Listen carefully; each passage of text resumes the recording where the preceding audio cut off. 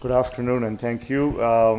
It's always a pleasure to be at TRICO. It's our meeting for almost 2 decades, very soon to be. My job is very bread and butter today. I'm not going to show you something that's going to make you go into an awe phase. It's how to incorporate imaging in your busy private practice. I have no relevant disclosures. So as you saw, the guidelines are recommending intracoronary imaging now as at least a 2A indication, if not more. And in complex PCI, it's a class 1 indication for some guidelines. Even with those guidelines, and this is a little dated data, it's not used very commonly, even in a rich country like United States. And there are many risk factors for that, but one of them is performing physician. It's a 3.8% odds ratio. So the doctor has a lot of influence on whether the right thing gets done or not. Hospital is the next culprit, and there are costs involved, so that's understandable. Why do we not like to do imaging and just get in and out? Well, it adds time to the procedure. The staff hates it because there are many extra steps involved for them. In America, there's minimal reimbursement. For the doctor, it's extra $33, which is hardly worth the radiation and the aggravation. But the most important reason is the lack of clarity on the part of the operator. And as you travel the cath labs in America and the community especially, most physicians, I hate to say this, learn imaging from company representatives and have very little understanding of what they're looking at. It's like watching a Italian museum of paintings and appreciating the colors, but not knowing what the history and the spirit of the artist is there speaking to you. What are the solutions? Well, we have to learn, develop clarity of exactly what we are seeing and the science. Like we learned from Dr. Akasaka's talk, there is a lot going on there that you can understand. And then the efficiency.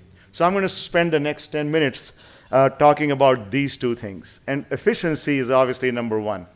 If you are one of those interventionalists who does a lot of volume and sees patients in the office, etc., you will not be able to spend 3 hours doing a case with all kinds of pictures you look at. So how do you bring this into the mainstream of a busy day of your life? Well, set up a routine. The first step, and we learned this from the radial experience, when you bring something new to your procedure, you need to get buy-in from your staff.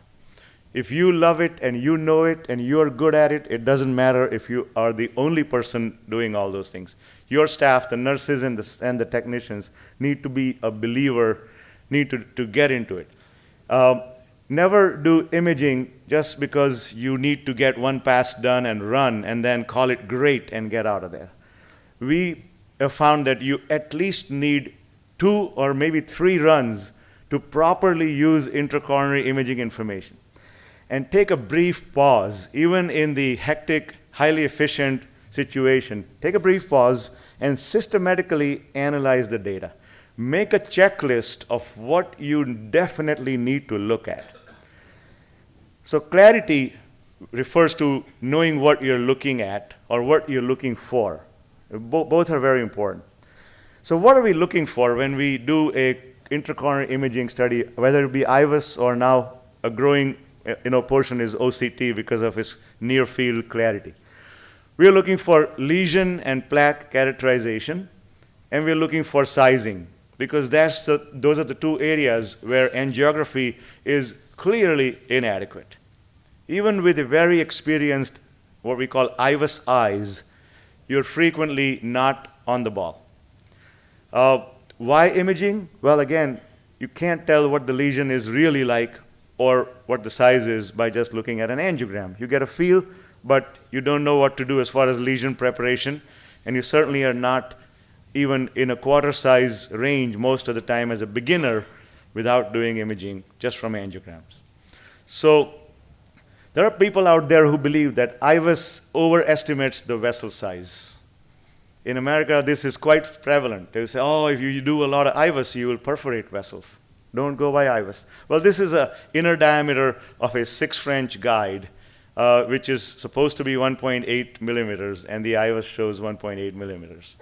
So you can do your own calibration test and see if IVUS is real or if IVUS is not real. As you can see here, the Medtronic guide 1.8 millimeters, identical dimensions by IVUS. The plaque characteristic that we are looking for, there are multiple very high quality review type manuscripts published out there which will teach you what to look at. But I'll summarize them here. Plaque characterization, pre-intervention. So in your pre-intervention run, you're looking for the vessel size, landing zones, and the quality of the plaque. Then you do your lesion preparation, and then your assessment of your post-stent vessel. You would essentially go in and look for stent expansion. Why?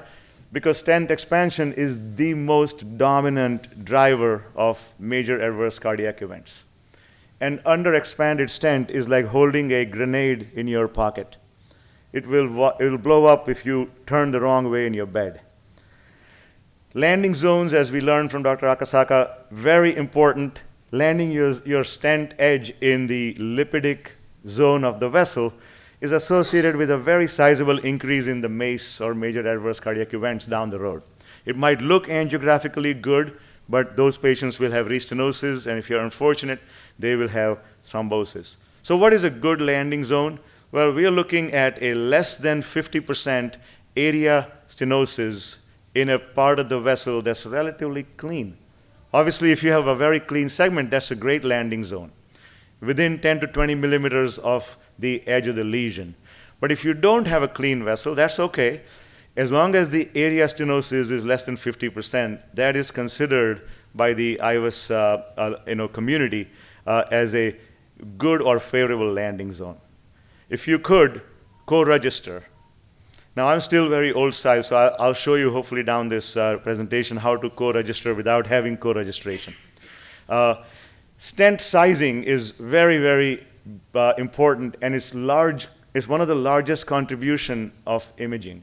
It tells you the true vessel diameter. It increases your confidence in choosing a larger diameter stent, and larger is better in stenting. Even with drug-eluting stent, you get less restenosis the larger the lumen you create. Many studies have tested what to do, and these are some of the kind of filtered guidelines from those. So the distal reference lumen diameter based sizing, you quarter size up from the lumen diameter. And there are two very important terms that one should clarify in their mind, crystal clear: lumen and vessel. What is lumen? Lumen is edge to edge from intima to intima in two different dimensions. Vessel is a difficult term because it really, anything could be the vessel. But what we mean when we say vessel is the EEL diameter, the external elastic diameter, the external elastic lamina. If you're using the EEL, you quarter size down. These were old rules. Obviously, things are evolving, but if you follow these, nobody can fault you. Plaque characteristics. It comes down to whether it's calcified or not, in a nutshell, but you can further define whether it's fibrotic or lipidic or other plaque characteristics. Calcium on IVUS is not seen in a lot of detail, but is seen very sensitively, which means IVUS picks up calcium very well. Even in the deeper wall, where OCT cannot see very well, IVUS can see deeper calcium very well. This is a score from one of Gary Mintz's group publishing this, where you can actually numerically decide what to do with it. And the higher the score, the more you would need atherectomy or now IVL. OCT obviously gives you a very significantly better visual demonstration and ability to measure calcium thickness, etc. So once you deploy the stent, what do? Well, several big, large, randomized type trials have shown that if this strategy is followed, things come out well. And this is from the Illumin group of studies. You divide a longer stent, longer than 20 millimeters, into two equal segments, distal and proximal. You cut the stent into half. Post-deployment, our main goal is to ensure the best stent expansion. Why? Because it predicts thrombosis and restenosis. So what is stent expansion? What is proper stent expansion? And this is a difficult answer because there are many, many numbers. The literature is very confusing. Some literature says the minimum stent area should be greater than the distal reference lumen area. Other literature says it should be 80% of the average of distal and proximal reference lumen area. And then there's other literature which says 5.5 millimeters square. What do you believe? What is an ideal MSA? Well, most imaging experts would agree that if you get a minimum stent area, which is greater than or equal to 90% of your reference lumen area in that part of the vessel, you will consider that excellent stent expansion. For the distal half of the stent, it's the distal reference lumen area, and for the proximal half of the stent, it's the proximal reference lumen area, not vessel, lumen. So MSA is compared to the lumen area for getting a percent expansion. What is an unacceptable MSA? Less than 80%. Then you work hard to make it more than 80% at least. So what about 5.5 millimeters square, the magic number quoted in the literature? It's a yes and no type of an acceptable number. Why? Because if the vessel is between 2.5 to 3 millimeters, 5.5 millimeters square stent area translates into a very good expansion by all the other metrics that we know how to calculate. But you have a larger vessel, this might be a very small stent area, inadequate. This data is also old. It comes from sirolimus and paclitaxel data from early 2000s. So really not something that you can necessarily extrapolate in the contemporary era. Now, the truth is, no matter how hard you work and no matter what you do, look at this in a randomized trial, or in large multi-center trials. Many people, many experts participated. They were only able to achieve greater than 90% minimum stent area in less than 60% of the patients. 40% or more patients did not achieve an MSA greater than 90% in the ILUMEN 3 trial, which was a very well done study. So what are the other metrics of stent expansion? Well, I find all the metrics helpful, and I take the best I could. It's a very selfish way of working. But if you can get a greater than 90%, no problem. 80%, acceptable. This is a post hoc analysis from the ADAPT DES trial done by Fujimura, which was published recently, and it basically shows that if your ratio of the MSA to the vessel area at the point of MSA is greater than 40%, your MACE rates are quite low compared to if it's less than 40%. So you calculate your minimum stent area, you keep your transducer at that location, look at the EEL area there, and if the ratio is 40% or more, you're doing well. So we'll talk about malapposition, etc., but let me show you a case here. This is a bread and butter, very simple FFR positive LAD in a youngish patient with angina. The distal landing zone, we usually inject a puff of dye to co-register where we are. We forgot to co-register here, so we had to guesstimate. But you can just take a little angiogram, and here you have your landing zone. This is the landing zone. As you can see, the EEL area to the lumen area is less than 50%. The proximal landing zone, same number, less than 50%, good landing zone. We calculate the proximal area, gives you the diameter. All this is done by our technicians. It takes less than a minute to do all this once we have the IVUS run. We deploy the stent, distal area, distal MSA, distal reference lumen on the right side, 88% expansion, quite adequate, more than 80%, so we're happy with it. Proximal MSA, you can see it doesn't look as nice as the distal MSA. There's this huge crescentic plaque on one side which is not pushed out by the stent. What do? Well, that's positive remodeling of the vessel. The vessel is 13% larger compared to the adjoining segment. If I keep pushing that part of the stent with a larger and larger balloon, I'm going to create a problem more likely than a benefit. So to understand the anatomic biology of the vessel is very, very important. we got our areas, and as you can see here, my MSA in that half of the stent is 95% of the reference lumen area, which is quite adequate and actually excellent. So there was no reason to further dilate that segment, even though it looked qualitatively like a stenosis. It was not. It was positive remodeling. We left it alone.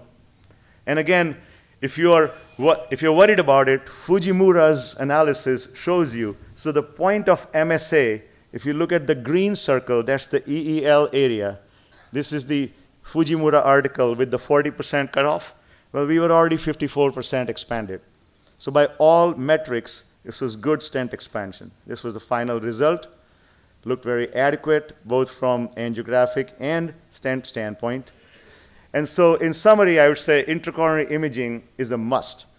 It adds time, but it improves outcomes. And that's why we are here doing all this and taking occupational hazards for patients, is because we want to have good outcomes for them.